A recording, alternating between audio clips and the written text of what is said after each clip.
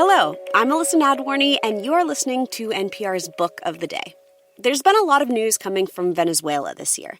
The U.S. launched a special operation to exfiltrate Venezuelan President Nicolas Maduro and his wife, essentially toppling a foreign government and forcing regime change in a place already facing very challenging economic times.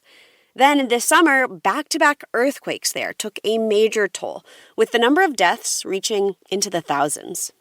A new translation of a blockbuster bestseller, written by Venezuelan author and filmmaker Jonathan Jakubowicz, offers a fictional look at life in that country. It's called The Adventures of Juan Planchard, and it tells the story of corruption and redemption through its main character.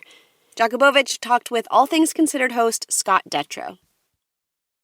The book, The Adventures of Juan Planchard, centers on an anti-hero, a deeply flawed one. This guy used to be a middle-class guy who was from a good family, who was, working decent jobs for a while, but he eventually realized that if he wanted to make a lot of money, he had to get in business with the government. That's Venezuelan author and filmmaker Jonathan Jakubowicz. He wrote the book to show what life was like under the late Venezuelan president Hugo Chávez. People thought that we had a socialist revolution in the name of equality and social justice, and a government that was spreading the wealth for the poor. But Jakubowicz says that didn't happen. What was really going on is basically a heist where all the government officials were robbing the nation blind.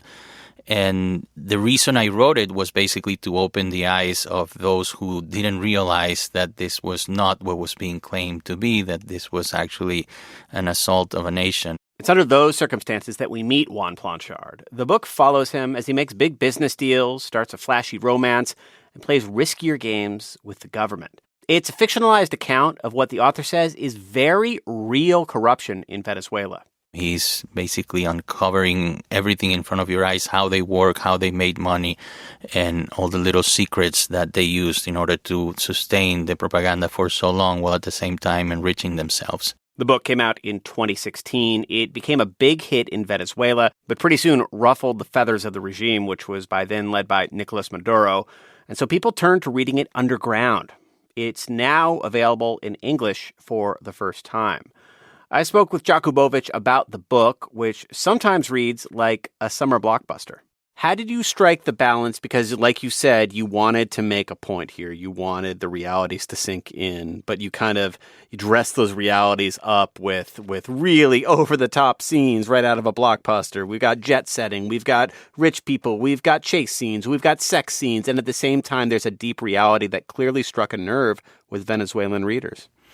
Well, the reason I decided to write a book is because I couldn't make a movie in Venezuela, because I got in trouble with the government because of my first movie, so I was exiled. And so I wanted to communicate with my countrymen, and literature seemed like the only possible path.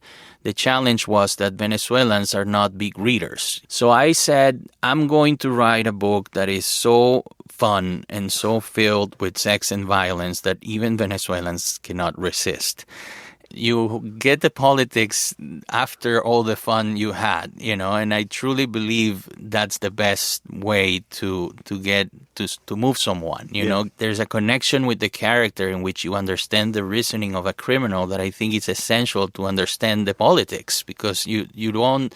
It all sounds like too crazy to be true until you understand the reasoning. In addition to all of those storytelling methods, there are some deep real points here, and there's a line that's stuck with me since I read it. It's in the first couple pages of the book, but it's a quote from Juan where he says, "My country elected a man who believes in nothing but loyalty. He doesn't care what you do as long as you don't cross him, so why fight him? Who am I to tell people they're wrong for believing in a man who makes them feel seen?"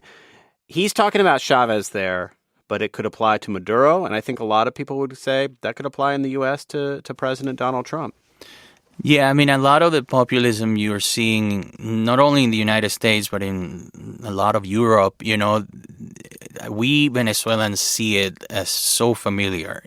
Chavez was sort of the first social media president as well. He was tweeting, governing by tweets, and saying all the radical stuff and taking all the attention from everything.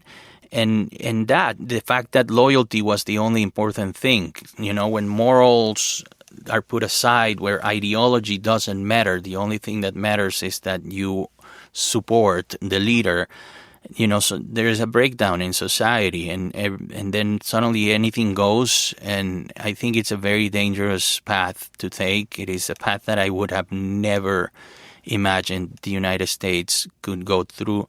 It's obviously very different because Trump is pro-business, and it's a completely different approach in that sense. But the notion of a populist, whose only value is his political benefit, is something that it feels very familiar to any Venezuelan who lives in the U.S. or in Europe right now. Do you like the person Juan Planchard? Do you think he's a good person? I think he's a good person doing bad things. What is fascinating about him is that he shows you that any person in his circumstances may take that turn. Mm-hmm. And I think humans are flawed, and he is certainly flawed, but I don't think it comes from evil. I think he is simply put in a situation where he finds a fork in the road and he takes the wrong side. What do you think he would have made of the, to many people, cynical military operation that happened earlier this year of removing Maduro, but by and large leaving the Maduro regime in place without further changes? Well, I don't want to spoil the rest of the franchise, because this is a trilogy of books, but he's very involved into that operation in book 3. Okay. But I think for Venezuelans, it's been a fascinating situation, because we certainly feel that an intervention was necessary. Right now, we have a surreal situation where, in a way, like you said, part of the regime or the rest of the regime is still in place, but this is a regime that is now allowing American planes to fly freely in Caracas. So, in a way, as you've heard many times in the wars in the Middle East, people saying you can kill people, but you cannot kill an idea. I feel like in Venezuela, they didn't kill people, but they killed the idea of the revolution. So you've seen and felt a difference? Yeah, the notion that this is an anti-imperial revolution that is facing the American empire is no longer valid. I have friends who were liberated from prison in the last few months.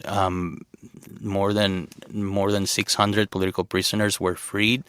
So there's real changes happening on the ground. It's going slower than we want, and, there is a danger that it stays without it becoming a democracy.